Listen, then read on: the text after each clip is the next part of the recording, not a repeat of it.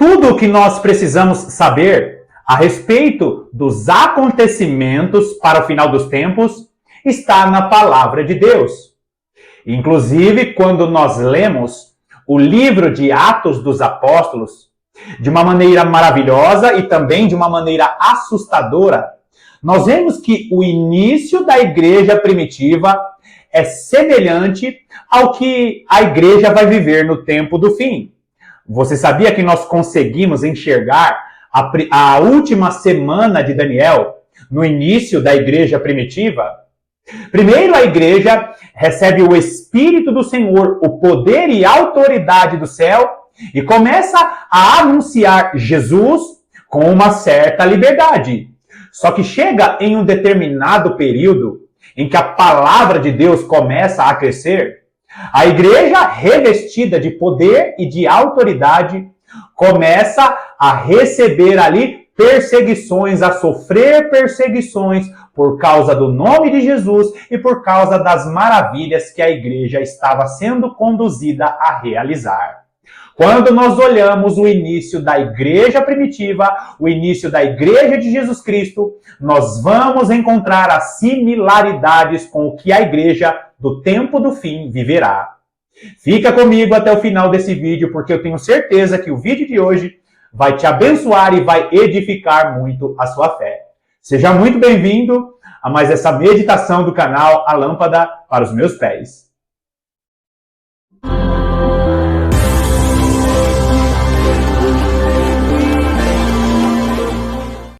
É muito importante que você entenda um princípio fundamental. Quando nós falamos de semelhanças, de similaridades, nós estamos falando a respeito de algo que é parecido e não idêntico. Quando nós meditamos em Atos dos Apóstolos, nós encontramos as similaridades do que a igreja primitiva viveu no início, quando recebeu ali o revestimento, o poder do Altíssimo, para iniciar a pregação a respeito de Jesus e a respeito do reino vindouro. Só que, queridos, a igreja primitiva, ela começa com cristãos judeus. E a igreja do tempo do fim finalizará com uma grande e maciça conversão de cristãos judeus. Quando você olha para Atos dos Apóstolos, capítulo 1, versículo 8, você vai ver o texto ali dizendo: mas recebereis poder ao descer sobre vós o Espírito Santo, e sereis minhas testemunhas em Jerusalém, Judeia, Samaria e até os confins da terra. Aqui nós estamos vendo o roteiro, o trajeto em que a palavra de Deus ela fez ao longo da história. Os primeiros cristãos são judeus, Jesus Cristo se revela primeiro aos judeus, porque ele era judeu. E ali o evangelho de Jesus Cristo, a mensagem do reino de Deus, começa com os judeus, e aí vai para as regiões ao redor de Jerusalém. Primeiro Jerusalém, as regiões ao redor de Jerusalém, Samaria, Judeia, até aos confins da terra. Nós que somos brasileiros, nós nos encaixamos nessa região chamada de confins da terra, mesmo porque o Brasil e os países da América do Sul não eram conhecidos, eram apenas ilhas e locais distantes de Jerusalém, aonde começou ali a mensagem de Jesus Cristo, a palavra de Deus. Então grave bem isso. A palavra de Deus começou a ser pregada em Jerusalém e Deus dá a ordenança aos primeiros cristãos. Vá pregar essa mensagem até aos confins da terra. No final dos tempos, o evangelho de Jesus Cristo fará o caminho inverso de volta para a sua casa. E não adianta espernear, não adianta dizer que eu estou judaizando, não adianta dizer que eu tenho visão judaica e que eu estou esperando um governo político de Jesus, mas você vai encontrar na palavra de Deus apenas as mensagens, principalmente nos profetas, de que Jesus voltará para reinar em Jerusalém. A promessa que está na palavra de Deus não é um governo celestial que vai acontecer no céu. É um governo divino, é um governo celestial que vai acontecer na terra. As palavras de Jesus na oração, conhecida como a oração do Pai Nosso, é: que seja feita a tua vontade aqui na terra como ela é feita no céu. as palavras dadas a Abraão, que todas as famílias da terra seriam benditas no nome de Abraão. E de que todas as terras em que Abraão pisou a planta dos seus pés, das peregrinações de Abraão, seria da descendência de Abraão. Pergunto eu a você, meu irmão e minha irmã que me assiste aqui. Se a igreja vai reinar no céu com Jesus Cristo e a herança não é a terra, me responde uma coisa, em qual momento da história todas as famílias da terra, todas as nações da terra foram benditas no nome de Abraão? Pergunto eu, em que momento da história da humanidade as terras em que Abraão peregrinou foram terras pertencentes à descendência de Abraão? Vamos lembrar que Abraão é servo do Deus Altíssimo e Abraão ele iniciou aquilo que Jesus Cristo completou. Não adianta você olhar para os povos que têm descendência de Abraão, como o Egito, por exemplo, e dizer que ali está uma nação que é bendita no nome de Abraão, que nós sabemos que não é assim. A maior parte das nações em que Abraão pisou a planta dos seus pés, ali se cultua um Deus estranho e você sabe muito bem qual é esse Deus. Agora, queridos, o Evangelho ele vai fazer o caminho de volta para casa, porque Jesus vai reinar de Jerusalém, e ele vai estar reinando de Jerusalém, e os seus reis e sacerdotes, a igreja do Senhor com seus corpos glorificados, vão estar regendo as nações, porque Jesus Cristo e a igreja receberão as nações por herança. Agora, nós vemos as similaridades maravilhosas, porque a igreja primitiva começa e é comissionada a pregar o evangelho até aos confins da terra. Só que existe um padrão, queridos. Por quê? Porque Deus comissiona essa igreja e Jesus Cristo diz, olha, vocês precisam buscar o poder do Espírito Santo através dessa vida de oração. Olha só o que diz Atos dos Apóstolos. Vai lá comigo em Atos dos Apóstolos, capítulo 3. Nós vamos ler apenas o versículo 1, que diz assim: Pedro e João subiam ao templo para a oração da hora nona. Presta atenção aqui, queridos. Nós estamos vendo aquele famoso texto a respeito da cura daquele coxo, daquele homem que era deficiente físico ali no templo chamado a Formosa. Agora, Pedro e João, eles estavam indo a um período de oração. E nós estamos falando de dois judeus que estavam ali exercendo a sua vida de oração. A igreja não vai ter poder e autoridade se ela não estabelecer uma vida de oração. A igreja primitiva, ela inicia sendo comissionada por Jesus logo após o recebimento do Espírito do Senhor, logo após o recebimento ali daquela comissão que foi dada. E essa igreja, ela já entende, olha, nós precisamos ter vida de oração e vida de meditação na palavra de Deus. Inclusive, nós vamos ver Atos capítulo 6, o relato dos apóstolos dizendo, olha, nós precisamos nos dedicar ao ministério da oração e da palavra. Ou seja, assim como no início da igreja primitiva, a igreja de Jesus Cristo dos últimos dias vai ter uma certa liberdade para ter vida de oração, para cultuar a Deus, para meditar na palavra, para assistir vídeos na internet com uma certa liberdade, só que chegará um período em que a igreja não terá essa liberdade. E nós vemos, queridos, essas similaridades, porque a igreja de Cristo do final dos tempos será semelhante à igreja de Cristo do início de todas as coisas. Continua aí em Atos dos Apóstolos. Olha só, vai agora em Atos capítulo 3, ainda os versículos 14 e 15, que diz assim: Vós, porém, negaste o santo e o justo, e pedistes que vos concedessem um homicida.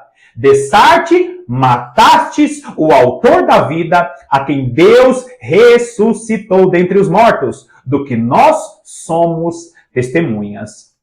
Você consegue ver aqui agora o discurso do apóstolo Pedro, e ele está ali confrontando as autoridades religiosas, confrontando os judeus que estavam ali ouvindo a mensagem do evangelho, porque você vai ver aqui que o discurso de Pedro Ele promove ali uma grande conversão. O discurso de Pedro, ele promove grandes conversões, um grande despertar, e assim vai acontecer nos 3 anos e meio iniciais dos últimos dias. Você sabe muito bem que aquele período chamado de a última semana de Daniel, o período chamado de a grande tribulação, é um período de 7 anos. E assim como no início da igreja primitiva, eles ali tinham uma certa liberdade para anunciar a palavra de Deus, para confrontar as autoridades locais, para pregar uma mensagem dura, a igreja do tempo do fim, nos 3 anos e meio iniciais, terá liberdade para promover maravilhas, catástrofes e para pregar o evangelho completo de Jesus Cristo que está na palavra de Deus. Esse texto que você está vendo aí na tela está acontecendo o quê? Pedro, em seu discurso, ele está pregando uma mensagem dura. E você vai ver, queridos, que em determinado momento eles vão começar a questionar Pedro, dizendo, olha, o que nós devemos fazer? O que nós faremos? E Pedro fala, olha, arrependei-vos, se convertam a Jesus Cristo. E ele cita Moisés. Ou seja, João e Pedro, que começaram a igreja primitiva, vão estar ali pregando a palavra de Deus com liberdade, assim como eles pregaram com liberdade, a igreja, nos 3 anos e meio iniciais, terá liberdade para pregar a palavra de Deus. Agora, queridos, nós vamos ver aqui eles anunciando Jesus Cristo, só que a diferença que vai ter no final dos tempos é que no início da grande tribulação, a maior parte dos cristãos não serão judeus. A maior parte dos cristãos, no início da grande tribulação, serão gentios. Porque o evangelho está indo dos confins da terra de volta para Jerusalém. No período da grande tribulação, Deus vai promover um grande despertar entre os judeus. E tem um texto maravilhoso que nos mostra que no período da grande tribulação, as 2 testemunhas estarão completas. Vai lá comigo em Atos dos Apóstolos, capítulo 16. Atos dos Apóstolos, capítulo 16. Nós vamos ler aqui a partir do versículo 16. Atos dos Apóstolos 16 diz assim: Aconteceu que, indo nós para o lugar de oração, nos saiu ao encontro uma jovem possessa de espírito adivinhador, a qual, adivinhando, dava grande lucro a seus senhores. Agora, queridos, presta atenção aqui. Nós vamos ver um marco acontecendo a partir de Atos dos Apóstolos, capítulo 8. É quando começa a grande perseguição. E aqui, nesse texto que você está vendo em Atos, capítulo 16, você está vendo comigo o mesmo padrão de Atos, capítulo 3, quando eu li aquele texto a respeito de João e Pedro indo até o templo para o período de oração. Agora nós estamos falando a respeito de um período que é similar à segunda metade da semana de Daniel. Ou seja, aqui na época do apóstolo Paulo, quando ele estava ali com seus companheiros, quando ele estava ali com Silas, ele estava indo para um período de oração. As 2 testemunhas do Senhor são testemunhas do Senhor que serão despertadas, estarão diante do Senhor de toda a terra por causa da sua vida de oração. Só que aqui, queridos, existe uma diferença em relação àquele texto de Atos capítulo 3. A diferença é que agora eles também estão indo para o período de oração, só que com uma batalha espiritual diferente.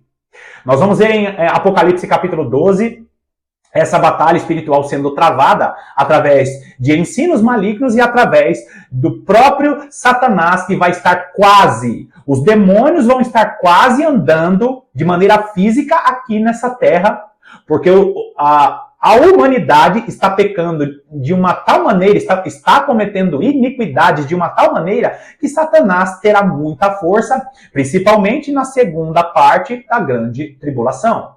Só que, queridos, infelizmente a teologia tradicional ensina que a igreja nesse tempo vai estar nas bodas do Cordeiro, e é por isso que Deus desperta as suas 2 testemunhas para acordar a igreja que está dormindo. As 2 testemunhas do Senhor são judeus e gentios, segundo o ensino das 2 casas de Israel, que eu menciono aqui em quase todos os vídeos.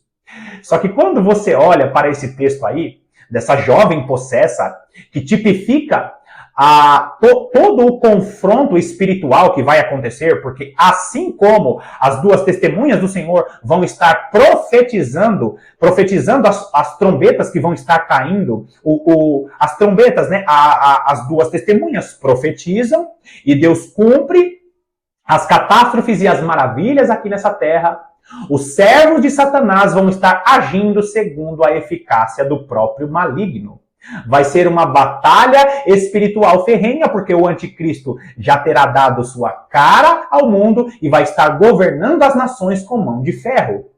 Então, vai existir uma batalha espiritual de alta intensidade e, obviamente, muitos mártires vão ocorrer, porém, ninguém e nenhuma entidade no mundo poderá superar a igreja espiritualmente.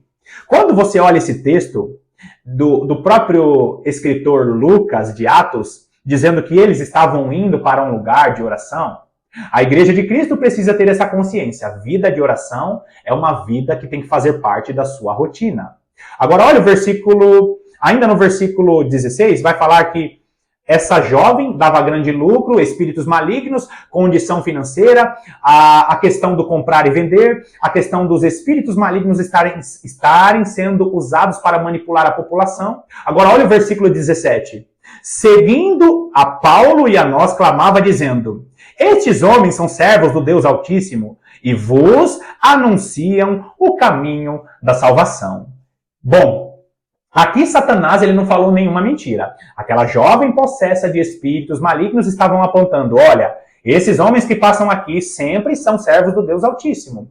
E Satanás será usado para anunciar e denunciar a igreja, porque a igreja, no final dos tempos, estará promovendo maravilhas e catástrofes, e por causa disso as nações vão odiar a igreja.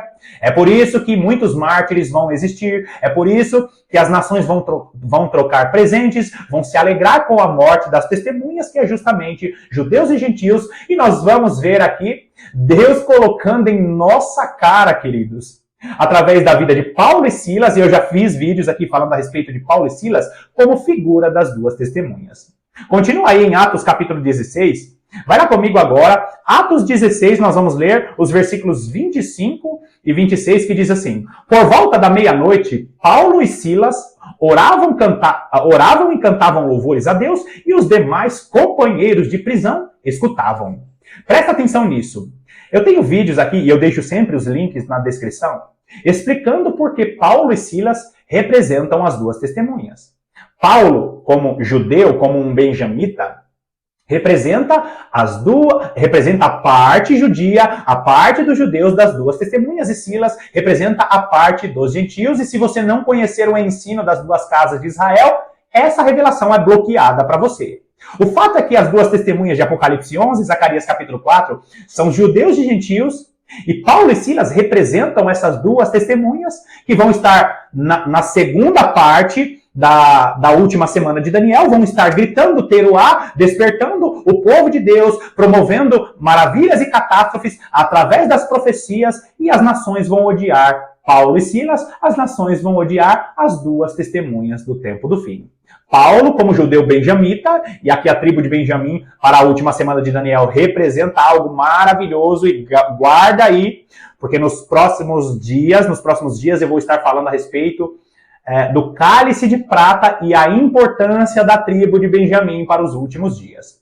Paulo representa a parte dos judeus, das duas testemunhas, e Silas representa a parte dos gentios, e se você olhar na história, realmente Paulo era judeu e Silas era um gentio.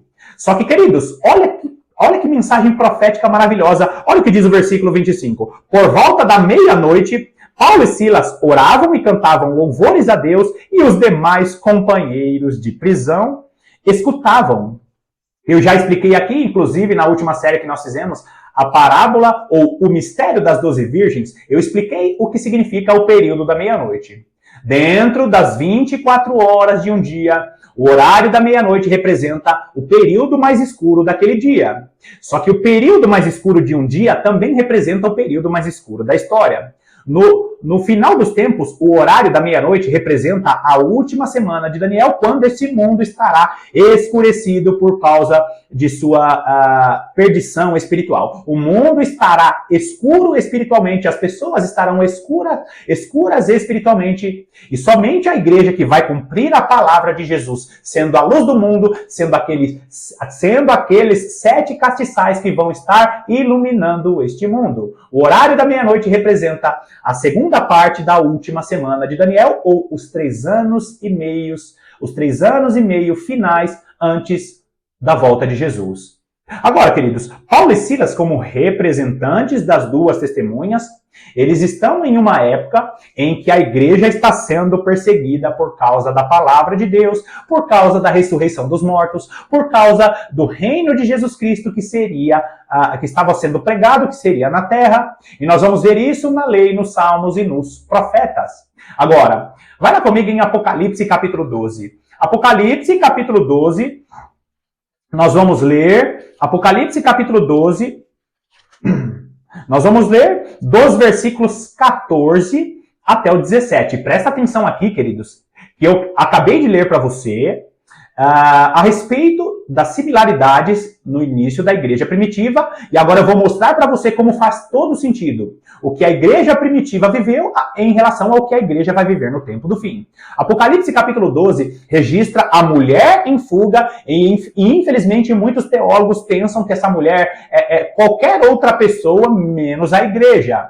Só que se você olhar a linha do tempo e todas as características dessa mulher, você vai ver que essa mulher representa a igreja de Jesus Cristo ao longo da história. Essa mulher representa os 144 mil selados. Essa mulher representa parte das duas testemunhas. Essa mulher é a igreja de Jesus Cristo ao longo da história. Apocalipse capítulo 12 é uma linha do tempo. Inclusive, nós vemos até o nascimento de Jesus nessa linha do tempo. A mulher de Apocalipse capítulo 12 é a noiva do Cordeiro, é a esposa de Jesus Cristo que está sendo conduzida ao longo da história, desde a época do Israel da antiga aliança, desde a época de Moisés. A mulher que foi chamada do Egito e agora está sendo conduzida para o deserto dos povos para se ataviar e encontrar com seu noivo. Agora grava bem isso, as similaridades da igreja primitiva com o que a igreja vai viver no tempo do fim. Apocalipse 12, versículo 14 diz assim: E foram dadas à mulher as 2 asas da grande águia, para que voasse até o deserto ao seu lugar, aí onde é sustentada durante um tempo, tempos e metade de um tempo, fora da vista da serpente. Aqui nós estamos vendo os 3 anos e meio finais da última semana de Daniel, os 3 anos e meio finais da grande tribulação. Essas 2 asas da grande águia é justamente as 2 testemunhas que vão estar conduzindo a igreja para o deserto dos povos. E eu tenho vídeos aqui na descrição te explicando, segundo a lei, os salmos e os profetas, que essas 2 asas da grande águia são as 2 testemunhas, assim como aconteceu com o Israel da antiga aliança. Olha o versículo 15. Então a serpente arrojou da sua boca atrás da mulher água como um rio, a fim de fazer com que ela fosse arrebatada pelo rio. Grava bem isso. Esse rio são os rios de engano que vão ser arrojados da boca da serpente. Os rios de engano representam os falsos profetas, os ensinos que vão estar ao redor do mundo para tentar desviar a igreja de seus propósitos. Só que olha o versículo 16. A terra, porém, socorreu a mulher, e a terra abriu a boca e engoliu o rio que o dragão tinha arrojado de sua boca. Agora, queridos, presta atenção. Primeiro é uma serpente que arroja o rio, e depois é o dragão. A serpente e o dragão são o mesmo personagem, só que aqui Satanás ele ganha uma força terrível, porque nos 3 anos e meio finais vai estar acontecendo o período do dilúvio. O dilúvio vai passar para levar o ímpio e não levar o justo. Aquele que fica no eirado é o salvo. Aquele que é tomado pelo dilúvio, e parte desse dilúvio são aqueles rios que desembocam desse dilúvio e levam muitos cristãos para o engano. Agora, olha o versículo 17. Irou-se o dragão contra a mulher. Primeiro o dragão. se irou-se contra a mulher e foi pelejar com o restante da sua descendência, os que guardam os mandamentos de Deus e têm o testemunho de Jesus, e se pôs em pé sobre a areia do mar. Aqui você vai encontrar Deus espalhando a igreja pelas nações por causa da perseguição, assim como foi na época dos primeiros discípulos, assim como foi na época dos primeiros apóstolos. Queridos, você vai olhar essa similaridade maravilhosa, e esse texto que você está vendo na tela, que está falando sobre a descendência da mulher, são o restante dos cristãos, porque existem cristãos que vão para o deserto dos povos, existem cristãos que vão estar nas grandes cidades, como em Jerusalém, serão mártires, mas a perseguição vem, e essa perseguição vem para que a igreja entenda o evangelho do reino, o anúncio do reino vindouro, ele precisa ser anunciado em todas as nações da terra. As maravilhas do Senhor, as trombetas estarão caindo, as catástrofes estarão acontecendo por conta do poder de Deus sobre a igreja, mas o anticristo estará sob a eficácia de Satanás, promovendo a perseguição contra a igreja. Agora, queridos, eu não falei sobre as similaridades? Volta lá em Atos. Atos dos Apóstolos, capítulo 1. Atos dos Apóstolos, capítulo 1. Olha o que diz o versículo 8. Um versículo super conhecido. Mas recebereis poder ao descer sobre vós o Espírito Santo, e sereis minhas testemunhas tanto em Jerusalém, como em toda a Judéia e Samaria, e até aos confins da terra. O evangelho do nosso Senhor e Salvador começa em Jerusalém e vai até aos confins da terra. Só que a igreja, no início, não quis cumprir esse ide, não quis cumprir essa pregação da palavra, e a igreja estava ali quietinha, parada em Jerusalém. Só que por causa do não cumprimento de Atos 1:8, a igreja acaba sofrendo perseguição. Em Atos 8:1, nós encontramos isso aqui. Atos dos Apóstolos, capítulo 8, versículo 1 diz: Naquele dia, que dia? O dia em que Estevão tinha sido martirizado. Estevão representa os mártires que vão ter nos 3 anos e meio da última semana de Daniel. E por causa desse martírio, muitas perseguições começam a ocorrer ao redor do mundo. Naquele dia levantou-se grande perseguição contra a igreja em Jerusalém, e todos, exceto os apóstolos, foram dispersos pelas regiões da Judéia e Samaria. Ou seja, queridos, eles não cumpriram Atos 1:8, pregar a palavra em Jerusalém, Judéia, Samaria e aos confins da terra. Por conta disso, uma perseguição é promovida, e ali Deus usa aquela perseguição para que a igreja cumpra o seu chamado. Agora, eles estavam ali em Jerusalém, ocorreu a perseguição, e por causa da perseguição eles vão para a Judéia, vão para a Samaria e começam a pregar a palavra em torno ali de Jerusalém. E vai acontecer a mesma coisa com a igreja. A igreja não ficará fechadinha, a igreja será espalhada nos 4 cantos dessa terra, para que o evangelho de Jesus Cristo, para que o verdadeiro evangelho que prega a respeito da ressurreição dos mortos, o verdadeiro evangelho que prega sobre o reino de Cristo e a igreja herdando a terra, esse evangelho será pregado pelas 2 testemunhas do Senhor. Olha o versículo 2. Alguns homens piedosos sepultaram Estevão e fizeram grande pranto sobre ele. Estevão foi ali um mártir do Senhor no início da igreja primitiva, e assim como Estevão foi perseguido, recebeu um martírio, nós lemos em Apocalipse capítulo 11, que vão existir ali as testemunhas do Senhor, que o seu corpo, que o corpo das 2 testemunhas, escrito assim no singular mesmo, o corpo das 2 testemunhas ficará ali estirado. O cadáver, está no singular, o cadáver das 2 testemunhas, porque a igreja de Cristo estará em unidade, por isso que está escrito no singular, o cadáver das 2 testemunhas ficará exposto na praça da grande cidade. Nós encontramos, queridos, no início da igreja primitiva, as similaridades do que a igreja viverá no tempo do fim. Estevão foi martirizado, e muitas testemunhas do Senhor que vão estar nas grandes cidades serão martirizadas. E Deus está preparando o seu povo. Um grande despertar no meio dos judeus, para cumprir a palavra do Senhor até a volta de Jesus Cristo. Bom, existem muitas coisas que nós poderíamos meditar a respeito deste tema, mas vamos deixar para os próximos vídeos. Que Deus te abençoe poderosamente e eu estarei aqui te aguardando para as próximas meditações.